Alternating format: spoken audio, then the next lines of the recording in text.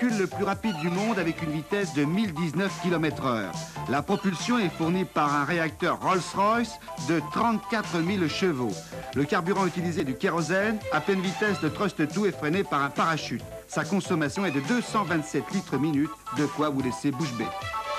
Autre engin extraterrestre, le Goldenrod, la flèche dorée, possède le record du monde des voitures, c'est-à-dire des véhicules à roues motrices. Le Goldenrod est doté de 4 moteurs de 7 litres qui développent une puissance totale de 2440 chevaux. Le record de vitesse établi est de 659 km/h. Les Américains sont les rois de l'innovation en matière de vitesse. Aux US, toujours plus, de plus en plus vite, de plus en plus dément. Ce genre de voiture, si l'on peut appeler ça voiture, participe à des courses sur des lacs salés en Californie. Elle constitue le Bonneville Show, du nom du lac de Bonneville. Toutes ces petites bêtes ont une vitesse qui dépasse 340 km/h. La voiture jaune s'appelle Family Offers Gas Roadster, tout un programme. Son record de vitesse a été établi par une femme au salon, les femmes aussi.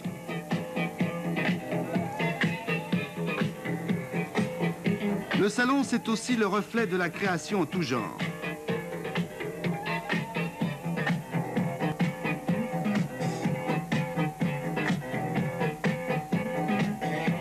Les dragsters, qu'ils soient américains ou français, sont toujours aussi subjugants. Ce qui me plaît le plus d'abord, c'est la mythologie un peu américaine, puisque quand on part pour faire une course de dragster, on change un petit peu de continent, même si ça se passe en France. Tous les engins sont complètement démentiels et démesurés, ça se passe généralement sous le soleil, tout le monde a sa voiture américaine, c'est fantastique, on est en t-shirt et en short. Vous pouvez nous montrer comment on monte là-dessus et dans quelle position plus ou moins confortable on se trouve? Bon alors, effectivement c'est pas confortable, hein, mais ça dure que quelques secondes. Voilà. Vous en servez le week-end? Ouais, puisque j'ai mis le porte-bagages à l'arrière, je peux aller faire les courses. Bon, c'est un peu cher pour aller en vacances, mais sinon c'est peinard, ça va très vite. Magie du moteur, fascination de la mécanique et ivresse de la compétition. Le salon a permis de découvrir une nouveauté, peut-être l'anti-Peugeot sur le plan français, la Renault 5 Maxi Turbo. 350 chevaux, mais 2 roues motrices seulement. Une voiture qui sera pilotée par Jean Radiotti avec au programme le Critérium de Touraine et le Tour de Corse. Une innovation technique avec la canalisation d'air par l'aileron arrière. Une manière d'éviter le problème d'encrassage du moteur, dans les épreuves sur terre par exemple, et surtout une astuce pour exploiter le règlement. Voici l'arrivée de la prise d'air. Les grands constructeurs sont présents, mais aussi des plus modestes. Ici, la seule groupe C française engagée dans le championnat du monde est construite par Descartes et Heulpin. Difficultés d'ordre budgétaire, puisque face aux grandes écuries comme Porsche ou Lancia, nous avons des moyens qui sont bien moins importants, mais on ne désespère pas quand même de bien figurer au championnat du monde d'endurance.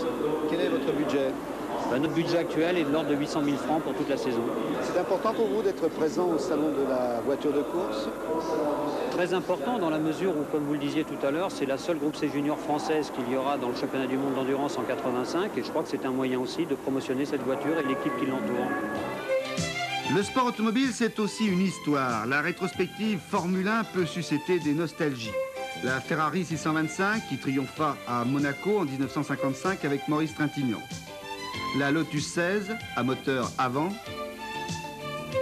Et une autre Lotus, la 4910, pilotée par Clark Hill Rind, des noms célèbres que l'on ne peut oublier.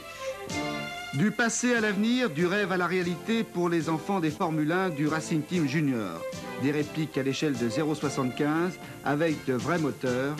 Elles roulent et eux, ils rêvent.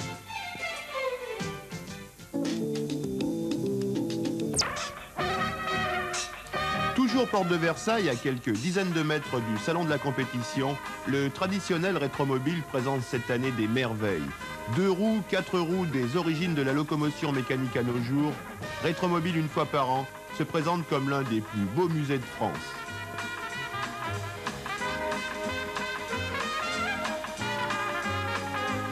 Sur le stand Citroën, une exposition centrée sur le 30e anniversaire de la DS. Vous y verrez tous les modèles d'une auto qui a marqué son époque.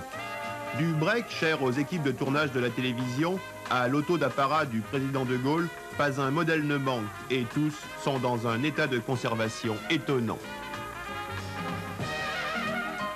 Ici, la Cadillac du roi de l'étain, la longueur d'un camion et l'espace d'une Fiat 500.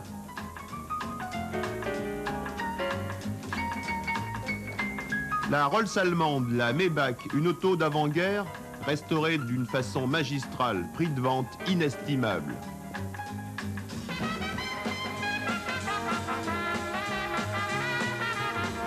De ce Woody, un break à moteur en bois américain estimé 250 000 francs, à la plus petite des 4 chevaux Renault, l'amateur de véhicules anciens trouvera son bonheur à Rétromobile.